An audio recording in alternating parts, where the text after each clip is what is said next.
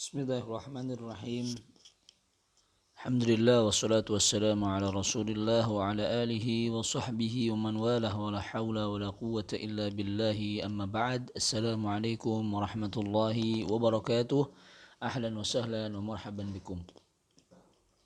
InsyaAllah pada hari ini kita akan lanjutkan kembali pembelajaran kita dalam kitab Ad-Durusu Al-Muhimmah Li'ammatil Ummah karangan Syekh Abdul Aziz Ibn Baz rahimahullahu ta'ala. Pada pertemuan yang lalu kita sudah membahas tentang syarat-syarat persaksian la ilaha illallah yang kita kumpulkan dalam sebuah bait syair, yaitu ilmun yaqinun wa ikhlasun wa sidquka ilmun yaqinun wa ikhlasun wa sidquka ma'a mahabbatin wa inqiyadin wal qabuli laha wa zida thaminuha al kufranu minka bima siwal ilahi minal asya'i qad ulliha.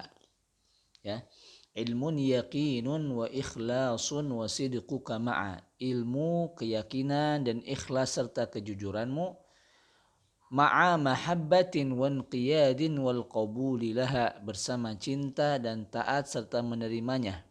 Wa zida thaminuhal kufranu minka, ditambah syarat yang kedelapan adalah pengingkaranmu, bima siwal ilahi minal asya'i qad ulliha, terhadap segala sesuatu yang dipertuhankan selain dia, yaitu selain Allah subhanahu wa ta'ala.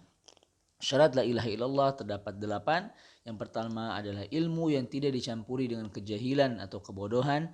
Kedua adalah keyakinan yang tidak dicampuri dengan keraguan.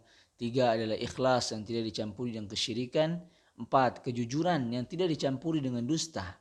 5 kecintaan yang tidak dicampuri dengan kebencian. 6 ketaatan yang tidak dicampuri dengan pembangkangan. 7 penerimaan yang tidak dicampuri dengan penolakan. 8 pengingkaran terhadap seluruh sesembahan selain Allah subhanahu wa ta'ala. Maka kita akan masuk ke dalam syarat yang pertama. Syarat yang pertama adalah al-ilmu, yaitu mengetahui. Apa maksudnya? Yaitu mengetahui makna atau arti dari kalimat la ilaha illallah. Maka seorang yang masuk ke dalam agama Islam dari seorang kafir, misalnya dia masuk ke dalam agama Islam, selain dia harus mengucapkan la ilaha illallah, dia juga harus paham apa itu la ilaha illallah. Sekarang jika kita tanya kepada orang-orang kafir, bisa nggak mereka mengatakan tersebut? Bisa, karena mereka sering dengar mungkin di azan atau dalam bacaan buku. Maka hendaknya kita bukan hanya sekedar melafalkan, tetapi kita harus mengetahui makna dari la ilaha illallah, sebagaimana disebutkan pada pertemuan yang lalu, bahwa ketika kita mengucapkan la ilaha illallah, ay la ma'budu bihaqqin illallah, tidak ada Tuhan yang berhak disembah kecuali Allah. Berarti kita membatalkan seluruh peribadahan kepada selain Allah. Ini adalah konsekuensi. Jika kita sudah bersyahadat mengucapkan la ilaha illallah, maka tidak boleh bagi kita menyembah selain Allah subhanahu wa ta'ala, dan tidak ada peribadahan yang berhak yang diberikan kecuali kepada Allah subhanahu wa ta'ala. Ya, sebagaimana Allah subhanahu wa ta'ala berfirman, fa'lam annahu la ilaha illallah, dalam surat Muhammad ayat 19. Maka ketahuilah bahwa tidak ada ilah sesembahan yang berhak diibadahi dengan benar selain Allah subhanahu wa ta'ala. Allah subhanahu wa ta'ala juga berfirman, illa man syahida bil haqqi wa hum ya'lamun.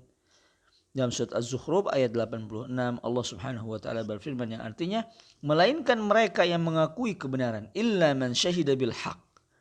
Sedangkan mereka orang-orang yang mengetahui, orang-orang yang berilmu, orang-orang yang paham. Yang dimaksud dengan mengakui kebenaran, ya, illa man syahida bil haqq, orang-orang yang mengakui kebenaran. Apa yang maksudnya?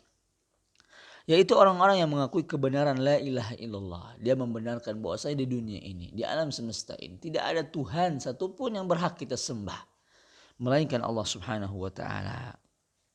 Ya, sedangkan arti kata wahum ya'lamun, apa maksudnya?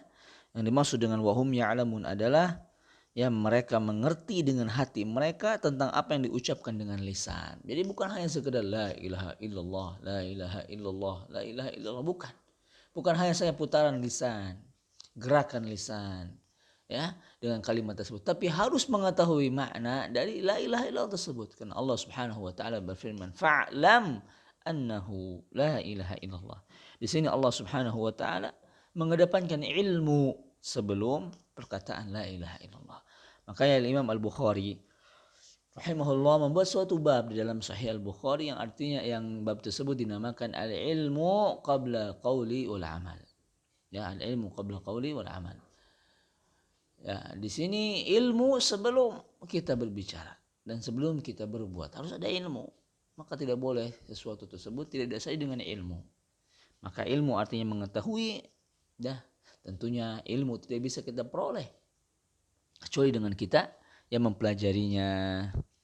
Kemudian dalam hadis sahih yang pernah saya sebutkan sebelumnya yang diriwayatkan oleh Al-Imam Muslim rahimahullah dari sahabat Utsman bin Affan, bahwasanya Nabi SAW bersabda, "Man mata wa huwa ya'lam annahu la ilaha illallah dakhala al-jannah." Barang siapa yang meninggal dan dia, lihat ini syaratnya, dan dia mengetahui, berarti di sini harus ada ilmu. Ya, dan dia mengetahui bahwa tidak ada ilah yang berhak diibadahi dengan benar, ya, selain Allah Subhanahu wa taala, maka apa baginya? Balasannya adalah surga Allah Subhanahu wa taala. Maka hadirin sekalian, ikhwati fiddin, azanallahu wa iyyakum.